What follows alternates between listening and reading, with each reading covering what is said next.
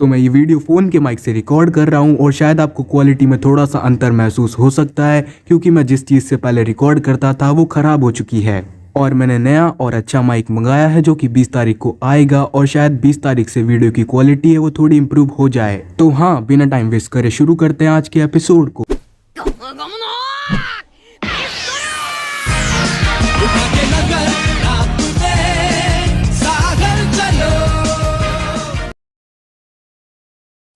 Episode की शुरुआत होती है उस शॉप से जहाँ पे जो शॉप है वो थोड़ा पिटा हुआ लग रहा होता है और वो बोलता है कि जो मिस्टर टू है वो मेरे को पीट के भाग चुका है और उसने मेरा चेहरा बना लिया है और वो गया है राजकुमारी वीवी की तरफ। सांजी ये सुन के बोलता है कि ये तो बहुत बुरा हुआ और मैं भी चॉपर को अकेला छोड़ के आया हूँ। वो बोलता है कि मेरे को राजकुमारी वीवी की जान बचानी होगी, मैं उधर जा रहा हूँ। और वो शॉप से बोलता है कि तू चॉपर के पास चला जा क्योंकि वो अकेला मिस्टर फोर से लड़ाई कर रहा है। सांजी ये बोलने के बाद भागने लग जाता है राजकुमारी वीवी की तरफ, लेकिन तभी उसके सामने कुछ बारोकवर के गुंडे हैं वो आ जाते हैं। बारोकवर के लोग हैं वो सांजी के ऊपर हमला करने लग जाते हैं, लेकिन जो सांजी होता है वो उनको एक ही लात में हरा के उधर से भाग जाता है और बोलता है कि मेरे पास तुमसे लड़ाई करने के लिए टाइम नहीं है, मेरे को राजकुमारी वीवी को बचाना है। और इधर हमें सीन दिखाया जाता है चॉपर का जो कि अकेला लड़ रहा होता है मिस्टर फोर और मिस मैरी क्रिसमस से। जो मिस मैरी क्रिसमस है उसने जमीन में बहुत सारे गड्ढे हैं वो बना दिए हैं और उन गड्ढों के अंदर से जो मिस्टर फोर है वो निकल रहा है। मिस्टर फोर है वो अपने हाथ में एक अजीब सा बैट है वो लेके निकलता है जैसे कि वो बैट से हमला करने वाला है चॉपर के ऊपर।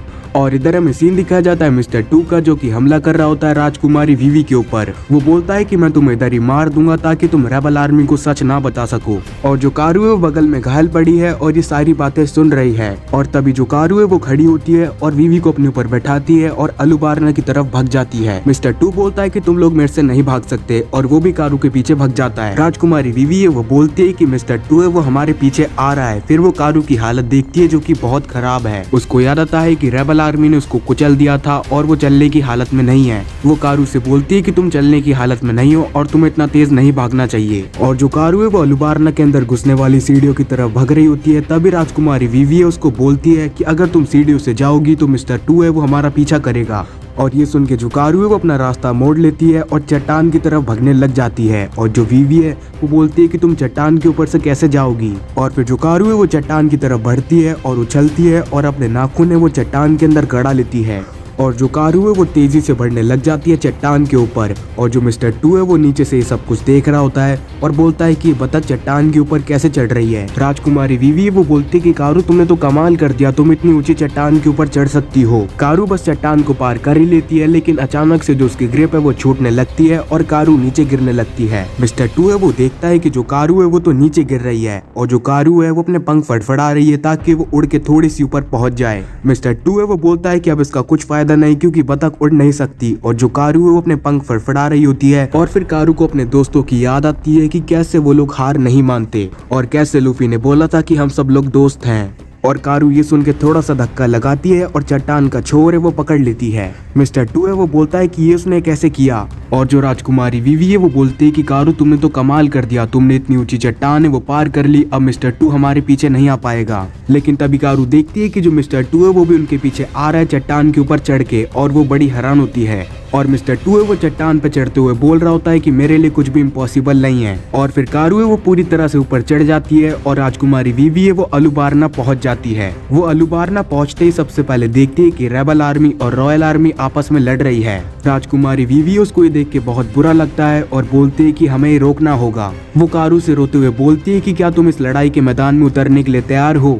कारू बोलती है कि मैं तैयार हूँ। और जो राजकुमारी वीवी है वो बोलती है कि मेरे को चाका के पास ले चलो। और कारू है वो भगने लगती है, लेकिन तभी पीछे से मिस्टर टू है वो आ जाता है। कारू फिर भी भगती रहती है, लेकिन तभी पता लगता है कि गलती से किसी ने कारू के ऊपर गोली चला दी है। राजकुमारी वीवी है वो चिल्लाती है और बोलती है कि कारू के ऊपर गोली किसने चलाई। और जो कारू है वो नीचे गिरने लगती है, लेकिन कारू अपने आप को संभालती है और वापस उठती है और भगने लगती है। कारू के पैरों में से खून आ रहा होता है क्योंकि उसके गोली लग चुकी है और जो खून है वो उसके पैरों तक आ चुका है। कारू थोड़ा दूर तक भगती है, लेकिन आखिरकार वो गिर जाती है और जो राजकुमारी वीवी है वो भी जमीन पे गिर जाती है। राजकुमारी वीवी जमीन पे पड़ी हुई कारू को देखती है और चिल्लाती है और बोलती है कि कारू क्या तुम ठीक हो। वीवी को याद आता है कि जो कारू है वो बचपन से उसके साथ रहती थी और कारू ने बचपन से उसका साथ है वो कभी भी नहीं छोड़ा। और जो कारू है वो राजकुमारी वीवी को भगने के लिए बोलती है क्योंकि जो मिस्टर टू है वो उनको मारने के लिए इधर आ रहा है। और जो राजकुमारी वीवी है वो कारू की ये हालत देख के रोने लग जाती है और जो कारू है वो भी रोते रोते बोल रही होती बोलती है कि इधर से भाग जाओ। मिस्टर टू है वो उधर पहुंच जाता है और बोलता है कि अब तुम नहीं बच पाओगे। लेकिन तभी जो कारू है वो मदद के लिए चिल्लाती है और तभी कारू के परिवार वाले हैं वो आते हैं और मिस्टर टू पे हमला कर देते हैं। और जो मिस्टर टू है वो कारू के परिवार वालों के हमले से दूर जाके गिरता है। कारू के परिवार वाले उधर आ जाते हैं और उन दोनों की जान बचा लेते हैं और उसके साथ साथ जो सांजी है वो भी वहाँ पे पहुंच जाता है। सांजी कारू के परिवार वालों से बोलता है कि तुमने बहुत अच्छा काम किया, अब सब मेरे पे छोड़ दो। और जो कारू के परिवार वाले हैं कारू को उधर से उठा के ले जाते हैं कारू का इलाज करने के लिए। और जो राजकुमारी वीवी है वो भी उधर से भाग जाती है। मिस्टर टू सांजी पे बहुत गुस्सा करता है और बोलता है कि तुम्हारी वजह से जो राजकुमारी है वो मेरे हाथ से चली गई। सांजी बोलता है कि अगर तुम में हिम्मत है तो मेरे से लड़ाई करो। और फिर जो मिस्टर टू है वो सांजी के लात मारता है, लेकिन जो सांजी है वो अपनी लात से मिस्टर टू की लात है वो रोक देता है। मिस्टर टू है वो बोलता है कि अच्छा अब मैं समझ गया, तुम मिस्टर प्रिंस हो जो कि स्ट्रॉ हेड वाले के साथ मिला हुआ है। सांजी अपना चश्मा गिराता है और बोलता है कि मैं कोई मिस्टर प्रिंस नहीं हूँ, मेरा नाम है सांजी और मैं एक कुक हूँ।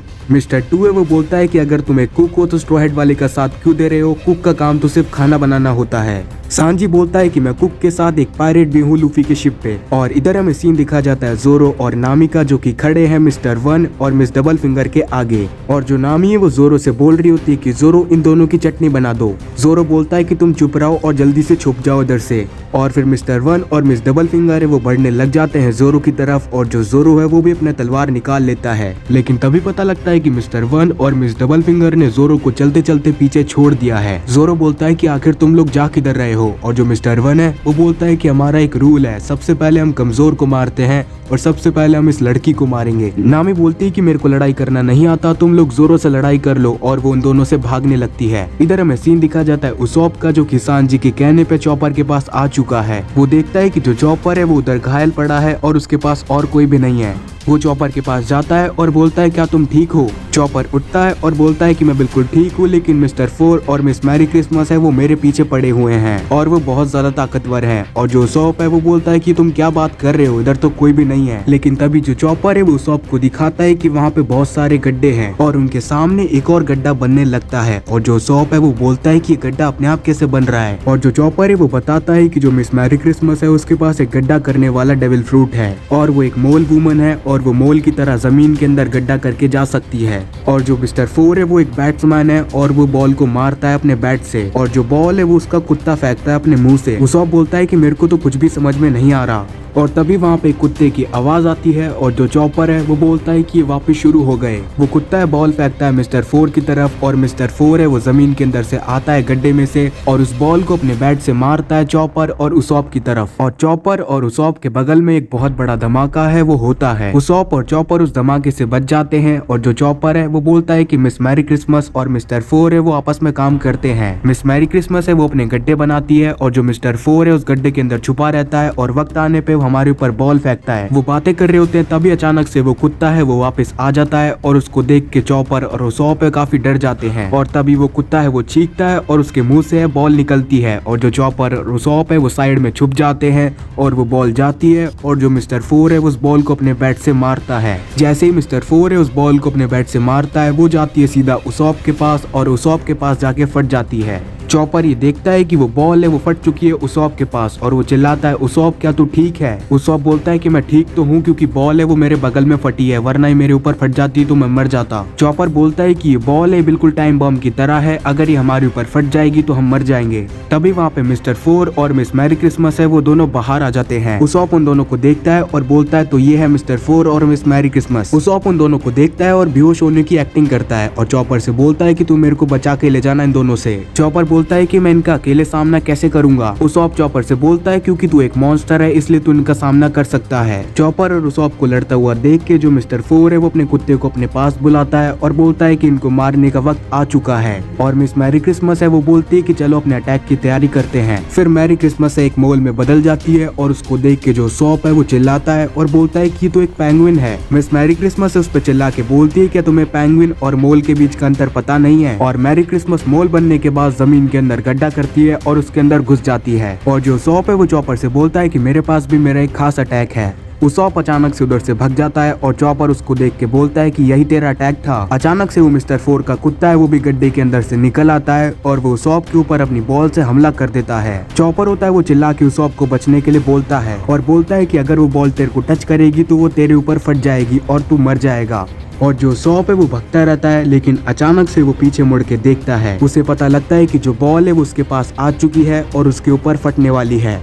और इसी पॉइंट पे ये एपिसोड है वो भी खत्म हो जाता है। तो मिलते हैं आपसे अगले एपिसोड में, तब तक के लिए। वैसे कहने को है